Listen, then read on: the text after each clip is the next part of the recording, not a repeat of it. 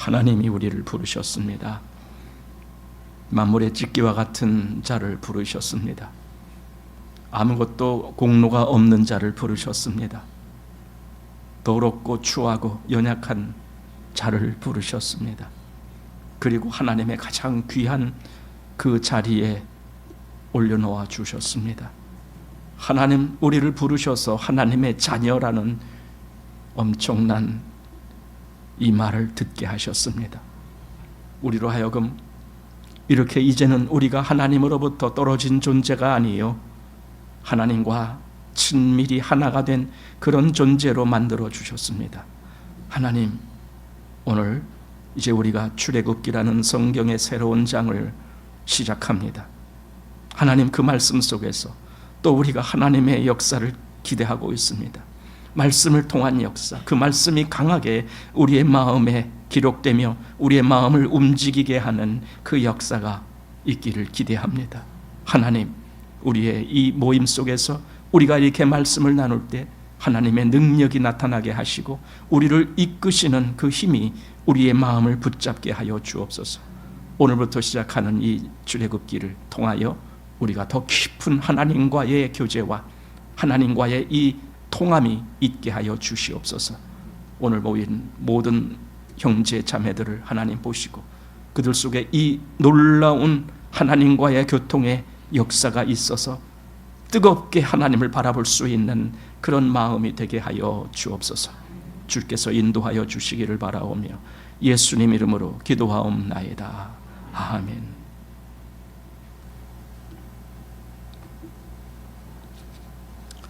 자, 오늘부터 이제 출애굽기를 시작합니다. 그래서 오늘은 출애굽기 본문을 들어가지는 않고 출애굽기 개관이라고 하는 그런 제목으로 제가 말씀을 증거하려고 합니다.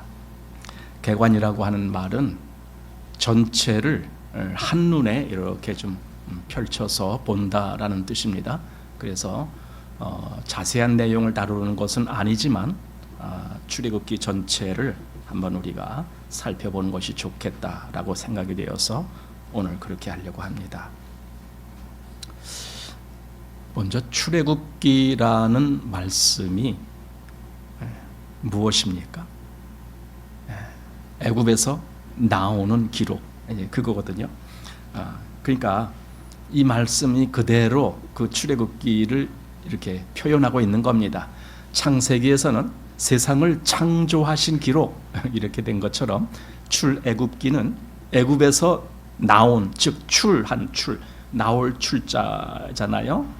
그래서 애굽에서 나오는 그 기록을 한 것이 출애굽기다 이렇게 이제 보게 됩니다. 영어로는 엑소더스라고 하는데 이 엑소더스라는 단어는 원래 그 성경 70인역이라는 것이 있어요. 그 70인역은 뭐냐면은 구약 성경이 원래 히브리어라든가 또는 아람어라든가 이런 말씀으로 기록이 되어 있기 때문에 예수님 당시에 또 그 직전에 그러니까 이스라엘이 바벨론의 포로로 잡혀갔었잖아요. 민족이. 그리고 다시 돌아왔잖아요. 근데 그 포로로 잡혀가고 그리고 한 두세대 만에 돌아오고 막 사람들이 그러다 보니까 그들이 히브리 말을 잘 몰라요. 그래서 구약 성경에 기록된 히브리어를 그걸 잘 모르니까 이걸 어떻게 사람들이 알 수 있게 할 수 있을까? 그래서 그걸 다시 헬라어로 번역을 한 거예요. 헬라어는 그 당시에 모든 그 주위의 모든 나라가 사용하는 언어예요. 그게 헬라어입니다. 지금 말하자면은 그리스어라고 할 수 있는데, 근데 지금 그리스어하고는 좀 다르죠. 말하자면 고대 그리스어 이렇게 해야 옳겠죠. 그래서 그 헬라어를 사용하기 때문에 저 히브리어로 된 구약 성경을 헬라어로 좀 번역을 해놓으면 좋겠다. 그래서 말로는 뭐 70명의 성경 학자들이 모여서 그걸 번역했다. 뭐 그렇게 얘기가 나와요. 그래서 70인역 이렇게 불러요. 이제 그 용어로는 Septuagint 이렇게 불러요. 그게 70인역이다라는 말이거든요. 그러니까 70인역에는 헬라어로 된 거예요. 구약 성경인데 헬라어로 되어 있고, 그리고 그 70인역이 중요한 이유는 예수님 시대 때 예수님 말씀하시다가 구약 성경을 인용하는 대목이 나오고, 또 사도 바울도 그가 복음을 전하다가 구약 성경을 인용하는 대목이 나오는데 히브리 말로 한 것이 아니에요. 그냥 그들이 들을 수 있는 헬라 말로 하는 거예요. 근데 그 헬라 말로 하는 그 말씀이 70인역에서 그대로 갖다가 그걸로 말씀을 했기 때문에 70인역을 우리가 중요하게 보는 겁니다. 그런데 그 70인역에 출애굽기를 그대로 헬라어로 엑소도스 이렇게 돼 있어요. 이걸 한번 좀 보여드릴게요. 이렇게 됩니다. 요 앞에가 요거 영어로 엑소도스라고 되어 있는데 요것이 헬라어로 요것도 그대로 엑소도스 이렇게 읽는 거예요. 이 뜻은 탈출한다, 또는 어디 출구가 있다, 또는 어디서부터 떠난다, 이런 의미가 있는 단어입니다. 그걸 그대로 영어에서도 그대로 그래서 엑소도스 이런 식으로 표시를 하고 했던 겁니다. 자, 그런데요, 누가 떠났단 말입니까? 애굽에서 떠났다는 말은 알아요. 출애굽했으니까. 그러나 누가 떠났습니까? 이스라엘이 떠난 거예요. 그러면 이스라엘은 누구냐? 처음에 그들이 애굽에 왔을 때 우리가 아는 대로 야곱과 그의 그 후손, 그 가족들이 몽땅 애굽으로 왔잖아요. 그때는 그들이 다 해서 70명 정도 됐어요. 근데 지금 이제 뭐 한 400년 이상 이렇게 지나고 난 다음에 보니까 그들의 숫자가 장정만 60만 명이다 이렇게 되어 있습니다. 어마어마한 숫자로 이제 불어난 겁니다. 이제 그들이 이스라엘이에요. 아니 어떻게 그렇게 70명 정도밖에 안 된 인원이 그렇게 장정만 60만 명, 그러니 다 하면은 거의 한 200만 명 되지 않을까, 150 내지는 200만 명은 되겠다 이렇게 이야기를 하거든요. 그러니까 이런 역사가 어떻게 되었을까? 이제 출애굽기 본문에 들어가다 보면은 하나님이 그들을 번성케 하셨다라는 내용이 계속 나오는 거예요. 하나님이 그들로 하여금 한마디로 이스라엘이 되게 만드신 거예요. 그러니까 이스라엘이, 야곱이라는 개인이 이스라엘이라고 하였지만은 하나님이 그렇게 이름을 주실 때에는 장차 그 후손이 큰 민족을 이룰 것을 의도하면서 그렇게 이름을 주셨잖아요. 그래서 이제 이스라엘 민족이 되고, 그리고 그들이 결국은 민족을 이루면서 애굽에서 나오는, 그게 출애굽이라는 거예요. 우리 창세기를 한번 보시겠습니다. 창세기 46장을 펼쳐보시기 바랍니다. 창세기 46장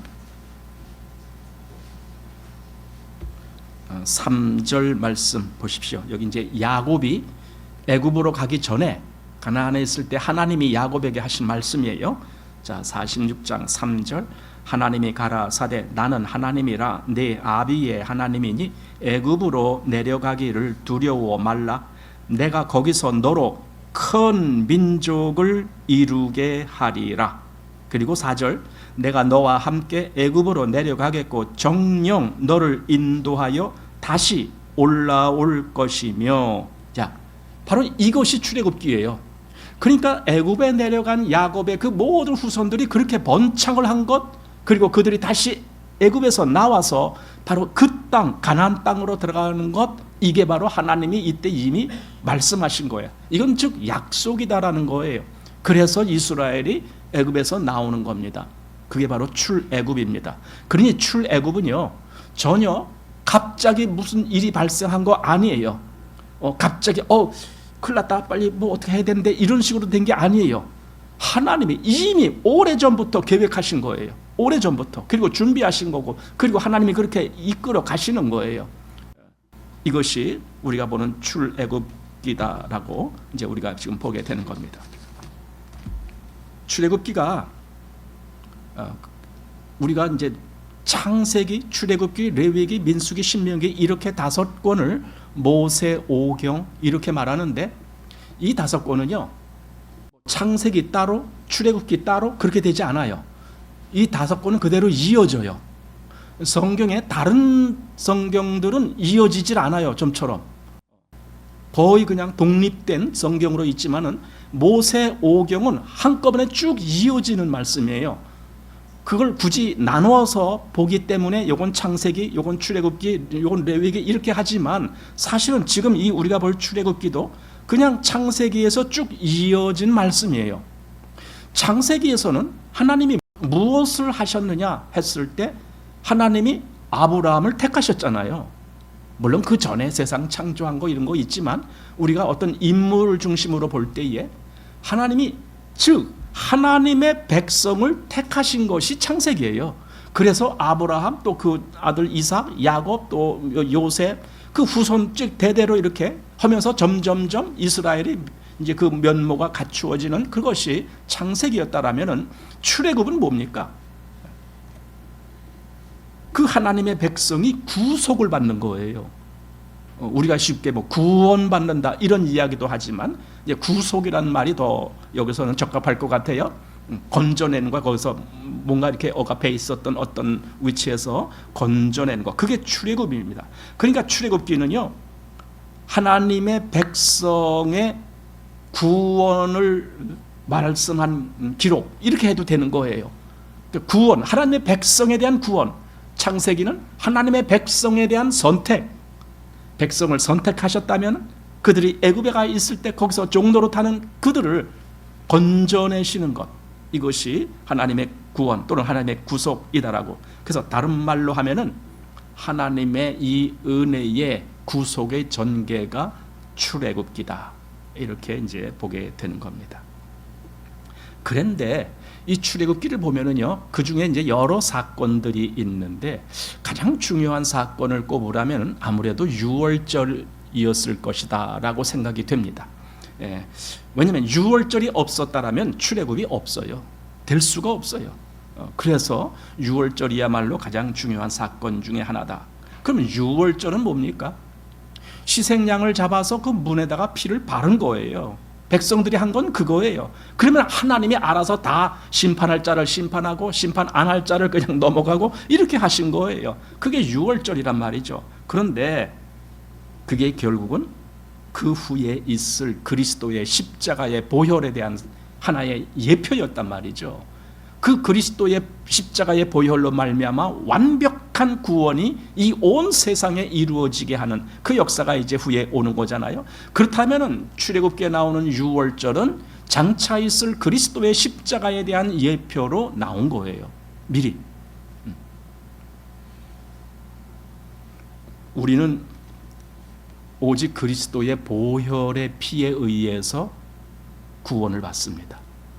그 피의 공로로. 제가 몇 군데를 좀 찾아봤는데 성경에 얼마나 많은 곳에서 그리스도의 이 피를 말씀하고 있는지 우리가 성경 몇 구절 좀 보겠습니다. 로마서 3장 25절, 이 예수를 하나님이 그의 피로 인하여 믿음으로 말미암는 화목제물로 세우셨으니. 자, 그의 피, 예, 그랬죠? 또 에베소서 1장 7절, 우리가 그리스도 안에서 그의 은혜의 풍성함을 따라 그의 피로 말미암아 구속 곧 죄사함을 받았으니. 그죠? 그의 피로 말미암아예요. 또 에베소 2장 13절, 이제는 전에 멀리 있던 너희가 그리스도 예수 안에서 그리스도의 피로 가까워졌느니라. 그 피가 우리를 가까이 가게 만들었다, 그 말이죠. 또 골로새서 1장 20절, 그의 십자가의 피로 화평을 이루사 하나님과 우리가 화평한 관계가 되는 그거죠. 또 히브리서 9장 12절, 염소와 송아지의 피로 아니하고 오직 자기 피로 영원한 속죄를 이루사 단번에 성소에 들어가셨느니라. 네. 또 히브리서 13장 12절, 그러므로 예수도 자기 피로써 백성을 거룩해 하려고 성문 밖에서 고난을 받으셨느니라. 자기 피로써. 또 베드로전서 1장 18절, 너희가 알거니와 너희 조상의 유전한 망령된 행실에서 구속된 것은 은이나 금같이 없어질 것으로 한 것이 아니요 오직 흠 없고 점 없는 어린 양 같은 그리스도의 보배로운 피로 한 것이니라. 여기 어린 양 같다라는 말이 바로 유월절 희생양이 어린 양이기 때문에 그래요. 1년 된 어린 양으로 그때 희생을 잡아서 드렸거든요. 바로 그 의미로 어린 양 같은 그리스도의 보배로운 피로 한 것이니라 이랬습니다. 자, 그리고 요한계시록 1장 5절 우리를 사랑하사 그의 피로 우리 죄에서 우리를 해방하시고 그의 피로 우리를 해방하게 했어요. 마치 유월절 피로 인하여 이스라엘이 애굽에서 해방된 것처럼 또 계시록 5장 9절 일찍 죽임을 당하사 각 족속과 방언과 백성과 나라 가운데서 사람들을 피로 사서 하나님께 드리고 우리가 하나님께 드려지는 즉 하나님께 갈 수 있는 유일한 근거는 예수님이 당신의 피로 우리를 사셨다는 거예요.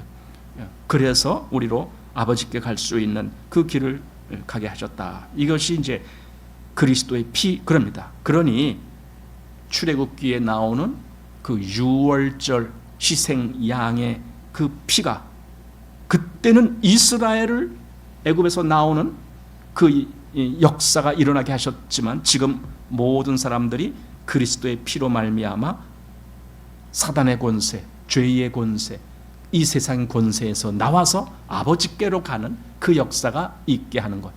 그게 그대로 지금 우리 그리스도인들에게 적용되는 거예요. 그러니까 출애굽기는요, 비록 그 당시의 사건은 이미 오래전 옛날 사건이지만 그 의미는 지금 그대로 우리에게 적용되고 있는 사건이다라고 말할 수 있는 거죠.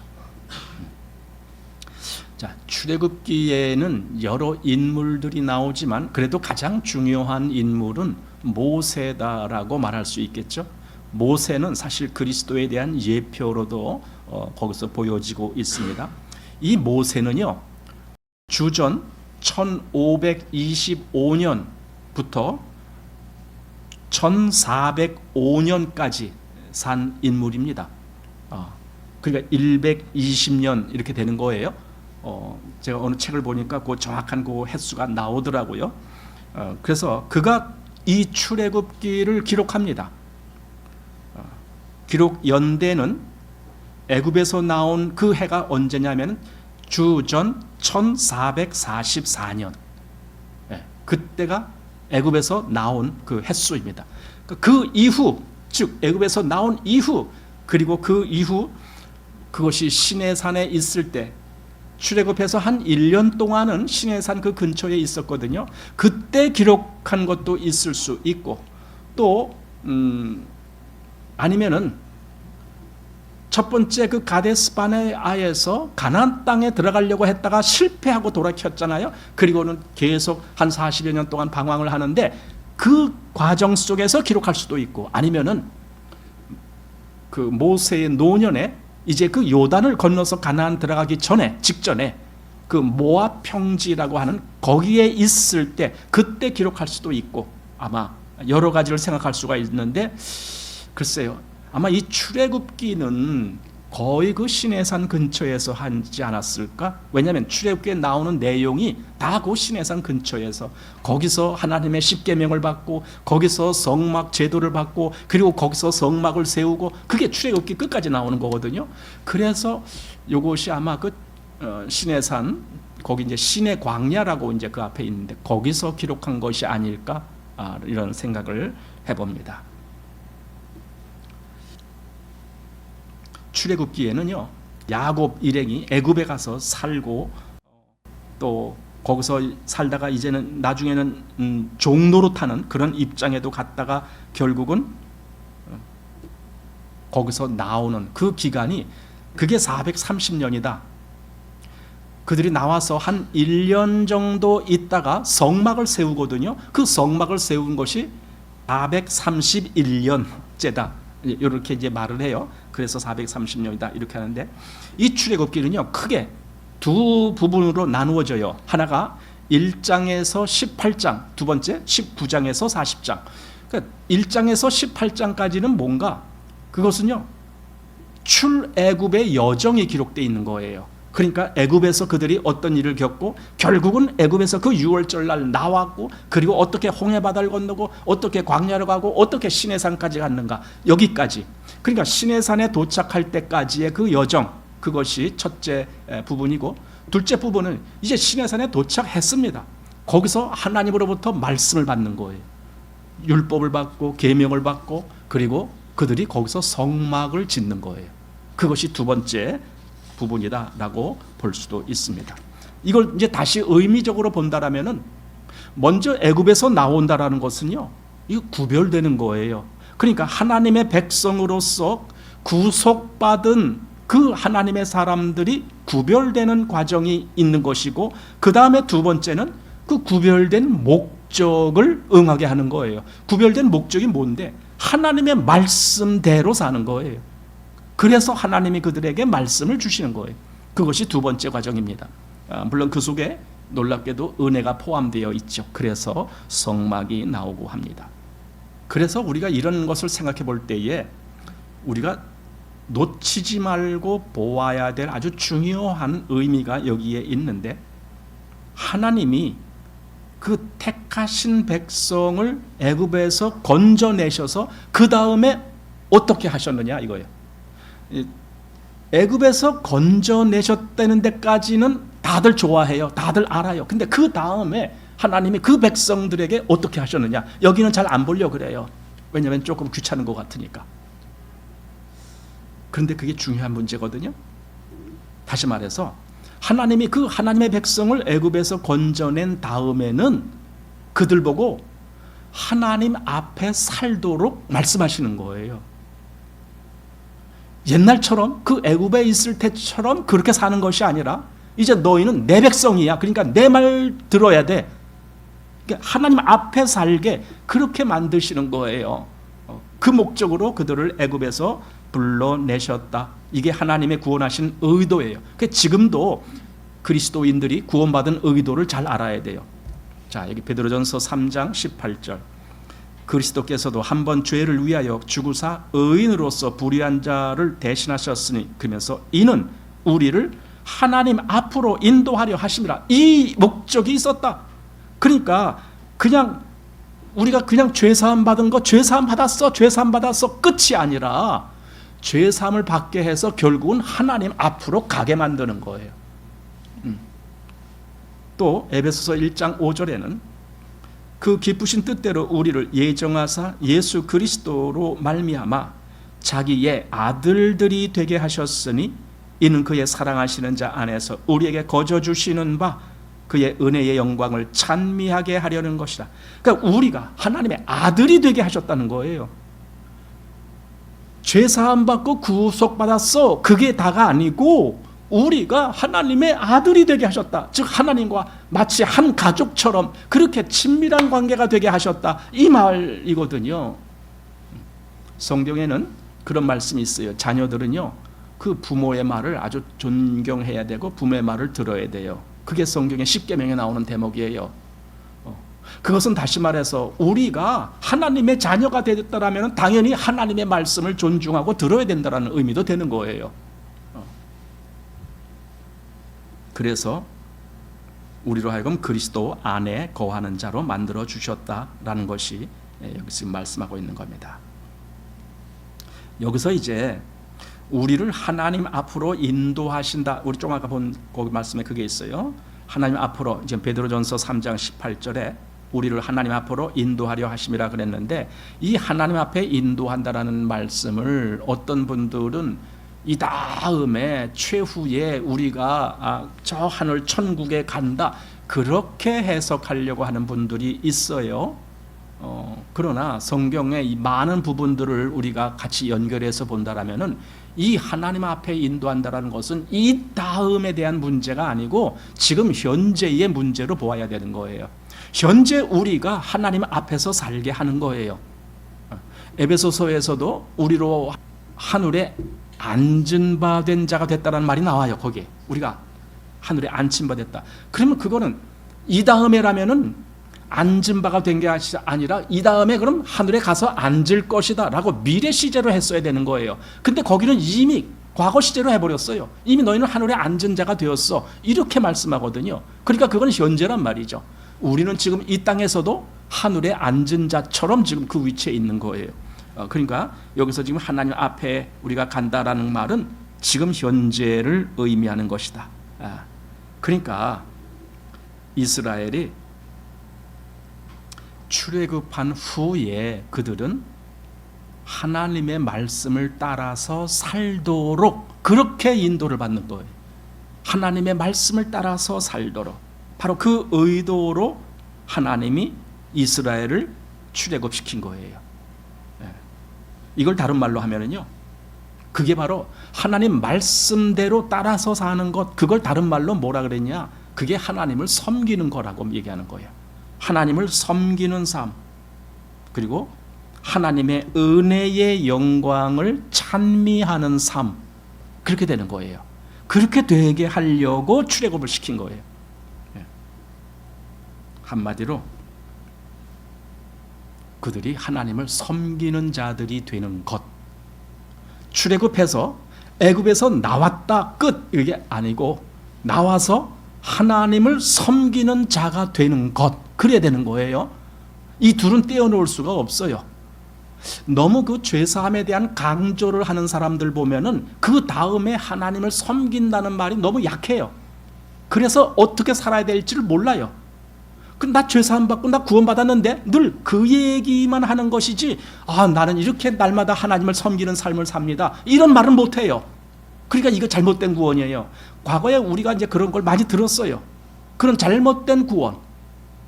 그럼 죄사함 받는 거 참 중요한 문제지만은 하나님은 그걸로 끝을 만들지 않으셨다니까요.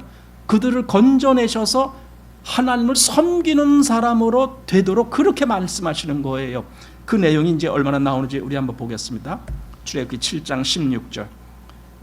그에게 이르기를 히브리 사람의 하나님 여호와께서 나를 왕에게 보내어 이르시되 내 백성을 보내라. 그들이 광야에서 나를 섬길 것이니라. 그러니까 하나님이 모세를 통해서 지금 바로에게 하는 말입니다. 하나님이 내 백성을 보내라. 왜? 그들이 광야에서 나를 섬길 것이야, 이거예요. 하나님을 섬기는 자로 만들기 위해서 하나님은 그들을 건져내시겠다. 그러니 바로 왕이야, 너는 내 백성을 보내라, 지금 그러는 겁니다. 또 8장 1절 여호와께서 모세에게 이르시되 너는 바로에게 가서 그에게 이르기를 여호와의 말씀에 내 백성을 보내라. 그들이 나를 섬길 것이니라. 자, 몇 번이나 나오는가 또 보십시다. 8장 20절 여호와께서 모세에게 이르시되 아침에 일찍이 일어나 바로 앞에 서라. 그가 물로 나오리니 그에게 이르기를 여호와의 말씀에 내 백성을 보내라. 그들이 나를 섬길 것이니라.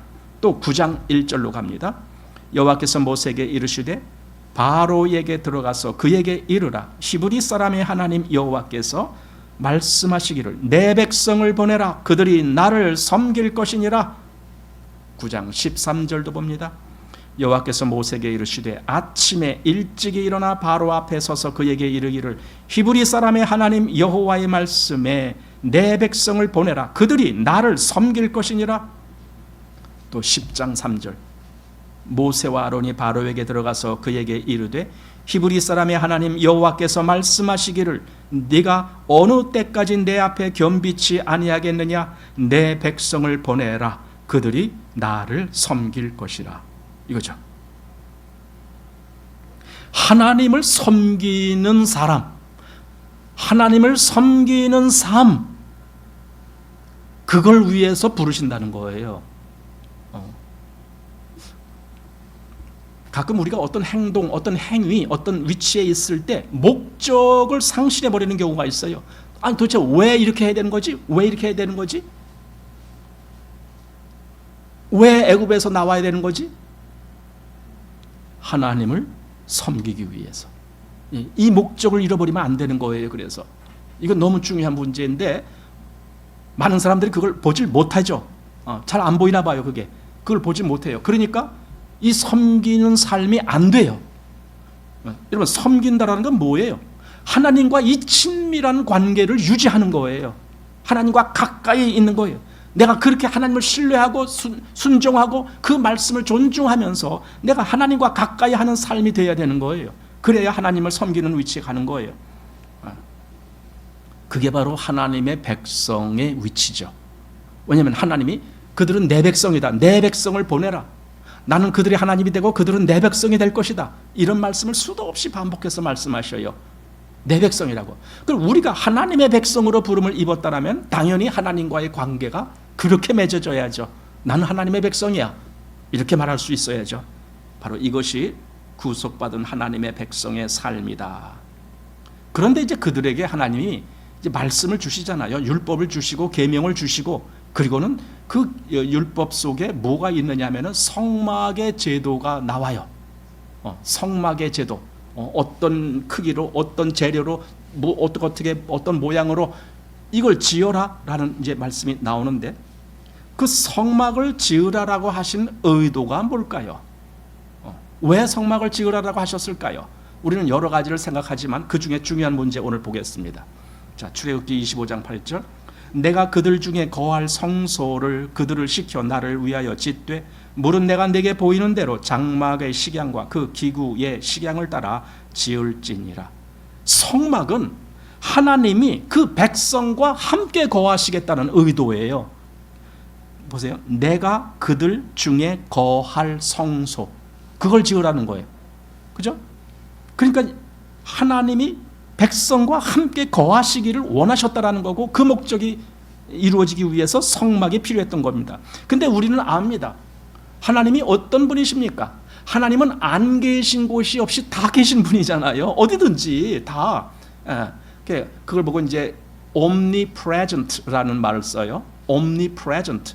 present란 말은 지금 여기 현재 계시다 뭐 그런 뜻인데, omni란 말은 모든 곳에, 이제 omni가 그런 모든 전체 이런 의미가 omni인데, 그래서 omnipresent 하면은 모든 곳에 다 계신 분이야, 이런 분이야. 아니 그러니까 굳이 성막을 짓지 않아도 하나님이 여기 계시잖아요.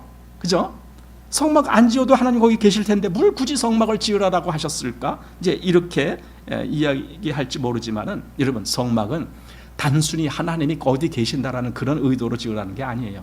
성막을 통해서 하나님은 그 백성과 아주 친밀한 관계를 맺기를 원하시는 거예요.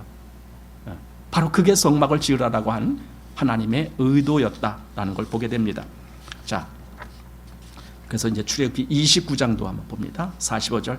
내가 이스라엘 자손 중에 거하여 그들의 하나님이 되리니 그들은 내가 그들의 하나님 여호와로서 그들 중에 거하려고 그들을 애굽 땅에서 인도하여 낸 줄 알리라. 나는 그들의 하나님 여호와니라. 예. 내가 이스라엘 자손 중에 거할 것이야. 그래서 그들을 불러낸 거야. 그래서 내가 그들 중에 거하려고 그들을 인도하여 냈다. 여러분, 이거 보여야 돼요. 왜 인도하셨는가? 왜 출애굽 일어나게 하셨는가? 하나님이 그들 중에 거하시려고. 바로 그거예요. 바로 그래서 성막도 지으라라고 하신 거예요. 네. 솔로몬 왕 때 이제 후일에 성전을 짓거든요. 근데 그때도 한번 보십시오. 어떤 말이 나오는가? 열왕기상 8장 29절. 주께서 전에 말씀하시기를 내 이름이 거기 있으리라 하신 곳 이전을 향하여 주의 눈이 주야로 보옵시며 종이 이곳을 향하여 비는 기도를 들으시옵소서. 여기 하나님의 이름이 있는 곳, 바로 그곳을 성전이라는 그 의미 속에 그렇게 이제 말씀하신 거예요. 즉 하나님의 임재가 있는 곳, 그걸 성전이라고 그렇게 말씀하신 거예요. 자, 그런데요, 이렇게 구약에 성막도 짓고 나중에 또 성전도 짓고 했지만 사실 이것보다도 엄청나게 더 중요한 사건이 있어요. 그게 뭐냐면은 여기 성전이건 성막이건 간에 그게 무슨 목적으로 지으라고 하셨느냐? 하나님이 그들과 함께 거하시려고, 하나님이 그들과 함께 거하시려고. 그게 목적이라면은 진짜 하나님이 사람과 함께 거하시는 사건이 벌어지거든요. 그걸 보고 다른 말로 임마누엘 그러는 거예요. 하나님이 우리와 함께 계시다, 그런 뜻이 이름이 임마누엘. 그게 바로 예수님이 사람으로 오신 거예요.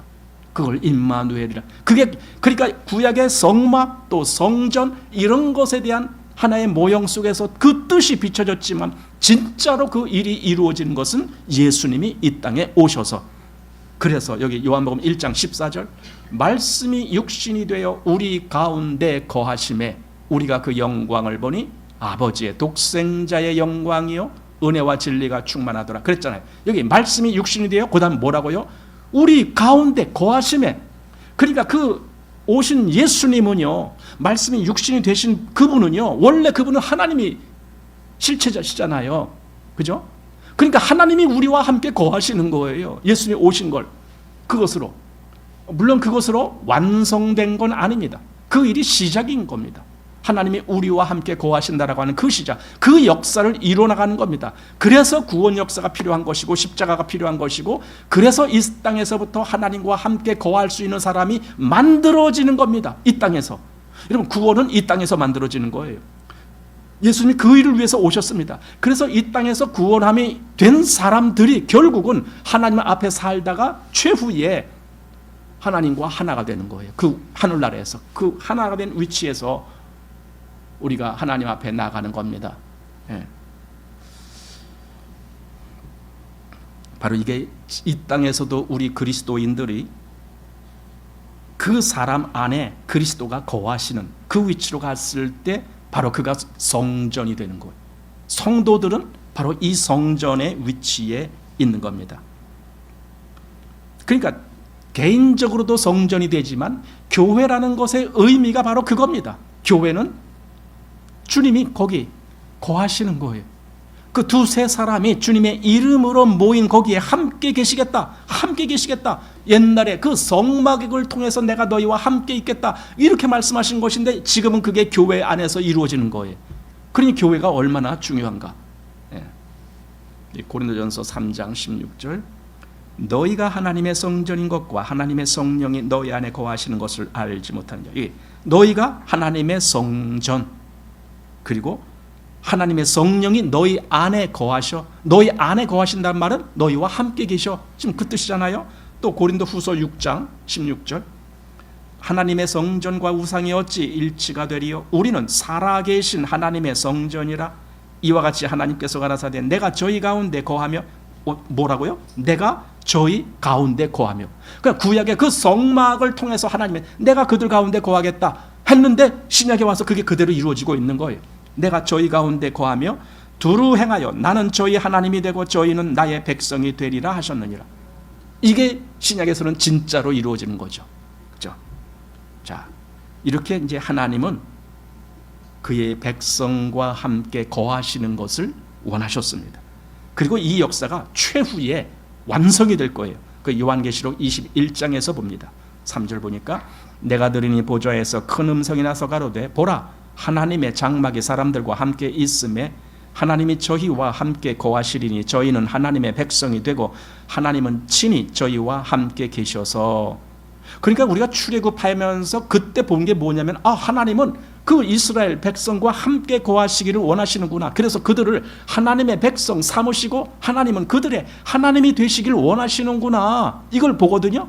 그런데 그것이 여기 지금 요한계시록 21장에 오니까 그게 완성이 되는 거예요. 진짜 그렇게 되는 거예요. 하나님은 그들의 하나님이 되시고 그들은 하나님의 백성이 되고 그리고 함께 거하시는, 이것이 완성이 되는 겁니다. 그러니까 우리가 좀 이런 부분을 좀 생각을 해봐야 돼요. 넓은 의미에서 하나님이 이스라엘을 구원하시는 목적, 즉 출애굽하게 하시는 목적이 무엇인가. 여기 출애굽기 6장에서 보면은 그러므로 이스라엘 자손에게 말하기를 나는 여호와라. 내가 애굽 사람의 무거운 짐 밑에서 너희를 빼어내며 그 고역에서 너희를 건지며 편팔과 큰 재앙으로 너희를 구속하여 너희로 내 백성을 삼고 나는 너희 하나님이 되리니. 이 목적이란 말이죠. 너희는 내 백성이 되고 나는 너희 하나님이 되리니, 이 목적, 그 목적으로 출애굽시키겠다, 지금 그 말씀이잖아요. 이게 바로 하나님과의 친밀한 관계가 맺어지는 거예요. 이게 내 백성, 그리고 나는 너희 하나님, 이게 아주 친밀한 관계가 맺어지는 거예요. 그 관계. 자, 하나님은 누구를 구원하시는가 했을 때 하나님은 하나님의 백성을 구원하셔요. 하나님의 백성을 구원하셔요. 하나님께는 이미 하나님의 백성이 정해져 있죠. 하나님의 백성을 구원하십니다. 결국은 그럼 이스라엘을, 여기서 이스라엘을 구원하시는데, 그럼 이스라엘이 누군가? 이스라엘은 하나님의 택하신 백성이에요. 그리고 약속하신 백성이에요. 그게 이스라엘이에요. 우리는 그걸 어디서 봅니까? 이미 창세기에서 봤어. 하나님이 특별하게 어떻게 택하시고 어떻게 부르시는지 이런 걸 이미 봤단 말이죠.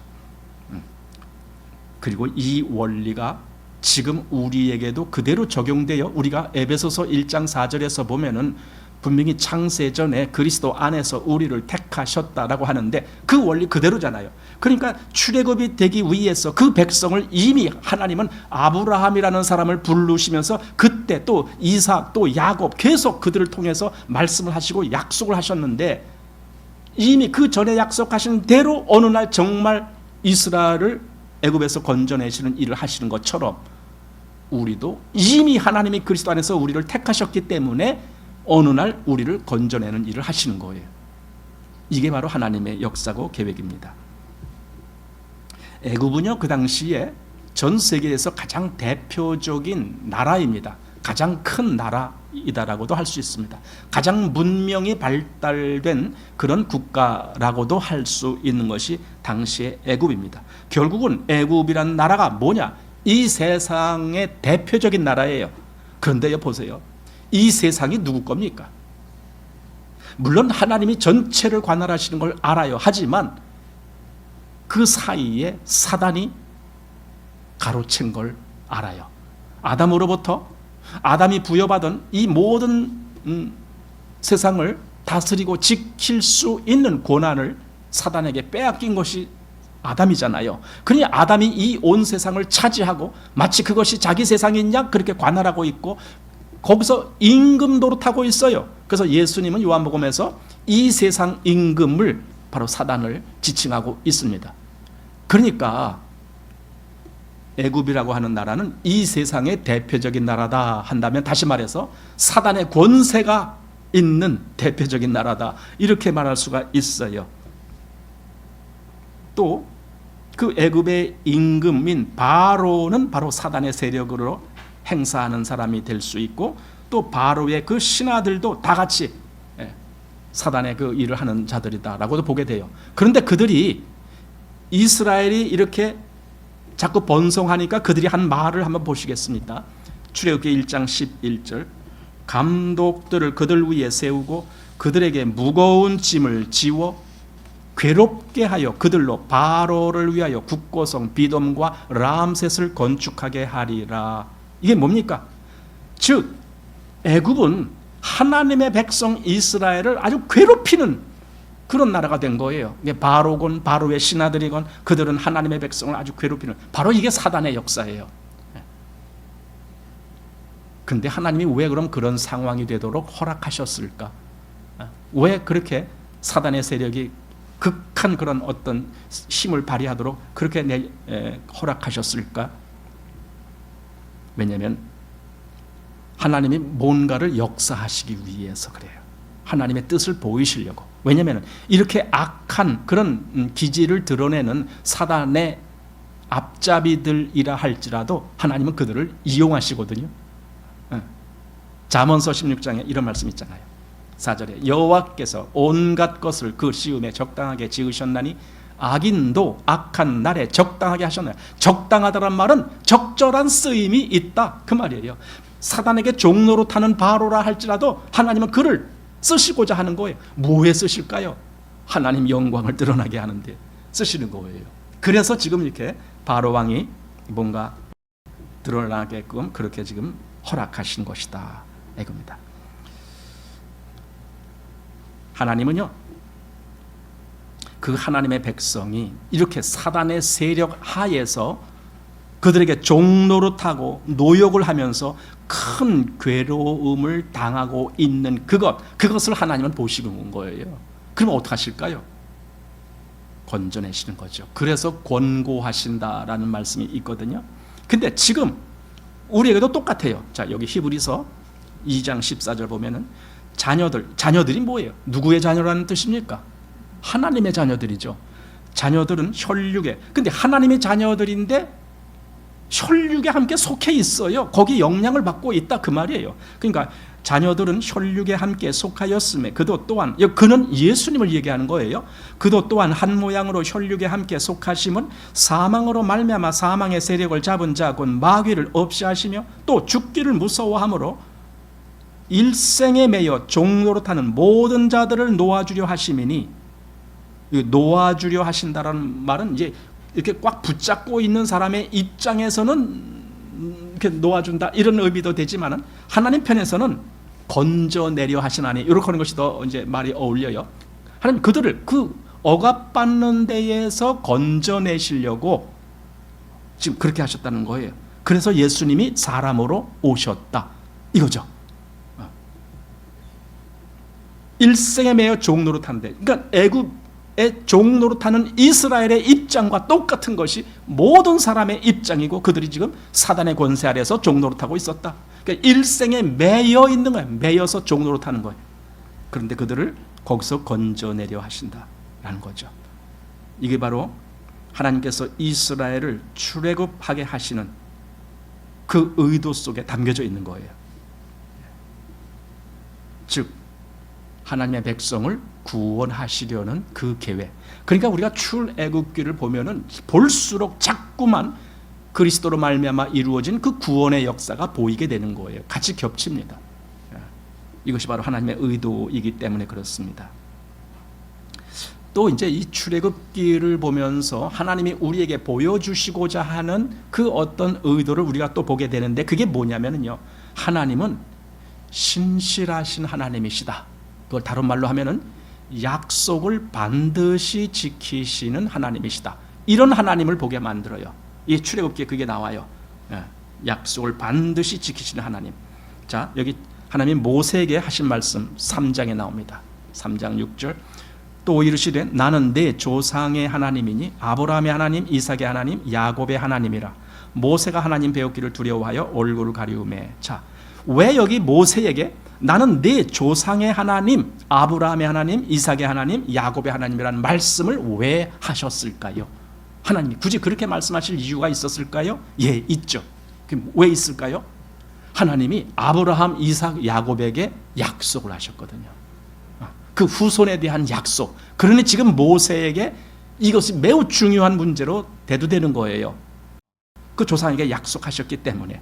자, 그래서 창세기 15장 보면은 그 약속이 나오는데 15장 13절 여호와께서 아브라함에게 이르시되 너는 정령의 알라 네 자손이 이방에서 객이 되어 그들을 섬기겠고 그들은 400년 동안 네 자손을 괴롭게 하리니 그 섬기는 나라를 내가 징치할지며 그 후에 네 자손이 큰 재물을 이끌고 나오리라. 이 약속.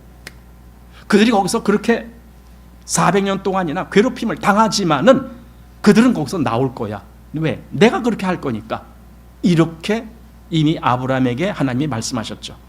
그러니까 그 약속, 또 그들이 나올 장소가 애굽에서 나와서 아무데나 있는 것이 아니라 가나안 땅이다 라는 약속을 하시죠. 창세기 12장을 보면은 6절에 아브라함이 그 땅을 통과하여 세겜 땅 모래 상수리 나무에 이르니 그때에 가나안 사람이 그 땅에 거하였더라.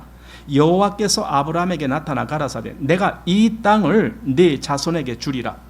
뭐예요? 이 땅, 거기가 지금 어딘데? 가나안 사람들이 있는 그 땅, 그걸 주겠다 약속을 한단 말이죠. 하나님이. 그 약속이 있기 때문에 아까 모세에게 나는 아브라함의 하나님, 이삭의 하나님, 야곱의 하나님이다 이 말씀을 하시는 거예요. 그러니 모세야, 내가 너희 조상 아브라함, 이삭, 야곱에게 한 약속을 나는 반드시 지킬 것이다. 그러니 모세야, 너는 나를 신뢰해라 이거잖아요. 나중에 야곱이 요셉에게 한 말, 우리 본 지 얼마 안 되죠. 여기 창세기 48장 3절 요셉에게 이르되 이전에 가나안 땅 루스, 여기가 바로 베델이라는 곳이에요. 가나안 땅 루스에서 전능한 하나님이 내게 나타나 복을 허락하여 내게 이르시되 내가 너로 생육하게 하며 번성하게 하여 내게서 많은 백성이 나게 하고 내가 이 땅을, 그때 어디 아까 가나안 땅 루스, 거기가 어디라고? 베델. 바로 가나안 땅이에요. 거기가. 내가 이 땅을 내 후손에게 주어 영원한 기업이 되게 하리라 하셨느니라. 이렇게 한 거예요. 그 약속이 있는 거예요. 조상들에게 이미 약속을 하셨어요. 모세에게. 모세는 한참 후에 후손이지만은 그 조상 아브라함, 이삭, 야곱 그때 하신 약속이 있다. 모세야, 나는 그 약속대로 할 거다. 그 말씀이죠. 그래서 이제 모세에게 이렇게 말씀하십니다. 자, 출애굽기 6장 2절 하나님 모세에게 말씀하여 가라사대 나는 여호와로라. 내가 아브라함과 이삭과 야곱에게 전능의 하나님으로 나타났으나 나의 이름을 여호와로는 그들에게 알리지 아니하였고 가나안 땅 곧 그들의 우고하는 땅을 주기로 그들과 언약하였더니, 그렇게 했다는 거예요. 하나님이 지금 하나님이 말하자면 모세에게 그 옛날 일을 말씀해 주시는 거예요. 내가 그렇게 언약했어. 근데 이제 애굽 사람이 종을 삼은 이스라엘 자손의 신음을 듣고 나의 언약을 기억하노라. 내가 언약한 그 언약을 내가 지금 기억해. 그 말은 그 언약이 이제 응할 때가 됐다. 지금 그 말씀이거든요. 그래서 출애굽을 하시는 거예요. 그런데 이 출애굽은요, 하나님의 이 구속의 역사를 어떻게 봐야 되냐면, 이건 전적인 하나님의 은혜의 역사다라는 걸 우리가 꼭 알아야 돼요. 은혜의 역사다. 이스라엘이 자격이 있어서 구원받은 것 아니죠.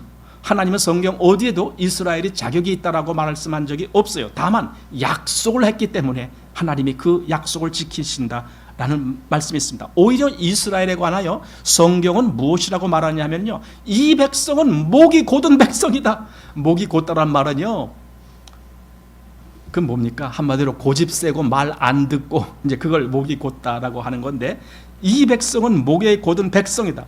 그러니까 구원할 가치가 없어. 그런데 왜 구원하시느냐고요? 하나님은 신실하신 하나님이시니까. 출애굽기 32장에 보면은 9절에 여호와께서 또 모세에게 이르시되 내가 이 백성을 보니 목이 곧은 백성이로다. 목이 곧아요. 그러나 하나님은 은혜로 그들을 건지시는 거예요. 목이 곧은 백성, 다시 말해서 가치가 없지만 하나님은 은혜의 하나님이시니 가치 없는 그들도 건져내시는 거예요. 자, 그게 15장 13절입니다. 주께서 그 구속하신 백성을 은혜로 인도하시되 주의 힘으로 그들을 주의 성결한 처소에 들어가게 하시나이다. 이렇게 말씀했던 겁니다. 자, 한번 정리를 해보겠습니다. 출애굽기가 지금 우리에게 보여주는 교훈, 또 그 의미, 한번 이런 걸 우리가 좀 생각해 보겠습니다. 제가 정리를 했습니다.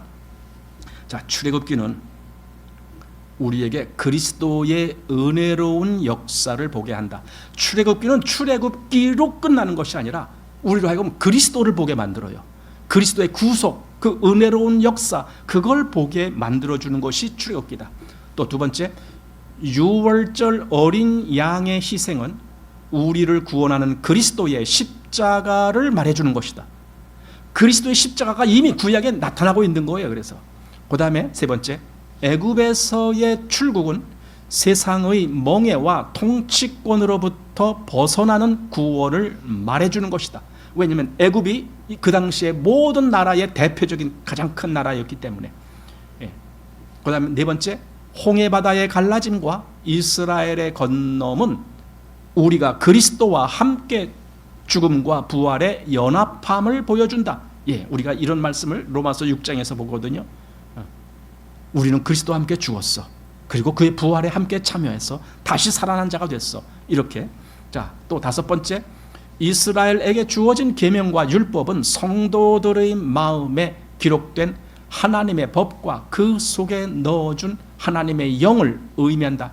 이스라엘이 애굽에서 나와서 시내산에 있을 때 하나님이 그들에게 계명을 주시고 율법을 주시고 하시잖아요. 그거 왜 주셨어요?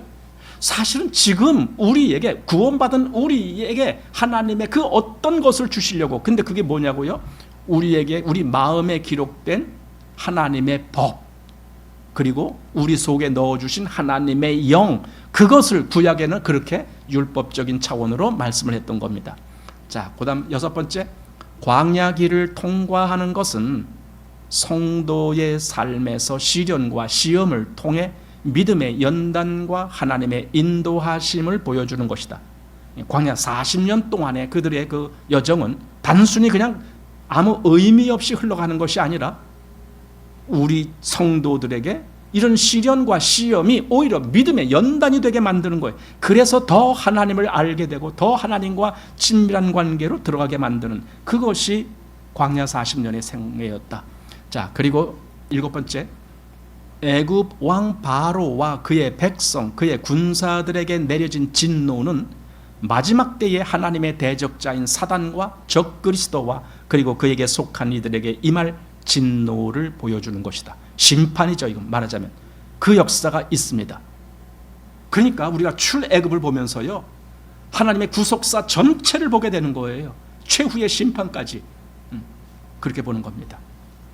그래서 저는 이렇게 봐요. 지금 이 출애굽기를 통해서 이렇게 기록된 말씀을 우리가 볼 때에 그 하나님의 전체 역사가 지금 우리에게 이렇게 비춰지는 거예요. 우리로 알게 해주시는 거잖아요. 이렇게 그 하나님의 모든 전체 역사가 나에게 비춰질 때에 여러분, 그게 우리에게 기쁨이 되는 거예요.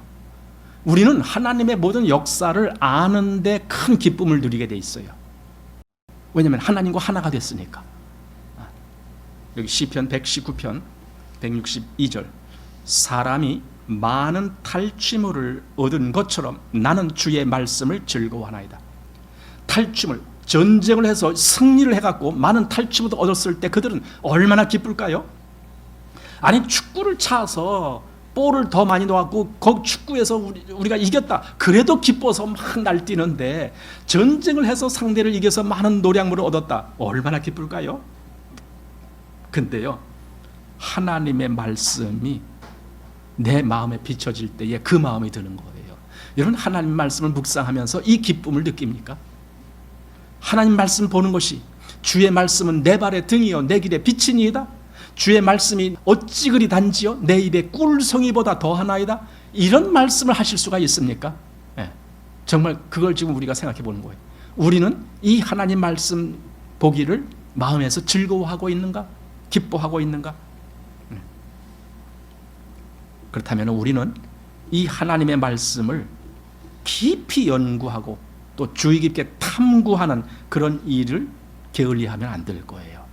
하나님 말씀을 열심히 연구하고 탐구하는 그런 모습이 필요합니다. 자, 이제 출애굽의 목적에 대해서 잠깐 더 보면은, 애굽에서 나오는 그것이 목적은 아니었어요. 애굽에서 건져내서 그들에게 하나님은 하나님의 법을 주시는 거예요. 우리가 보통 율법이라고 하지만 더 넓은 의미에 의해서 하나님의 법. 근데 지금 우리를 구원하시는 하나님이 바로 그 일을 하시는 거예요. 우리를 사단의 권세에서, 죄의 권세에서 건져냈다? 땡 아니에요. 땡이 아니에요.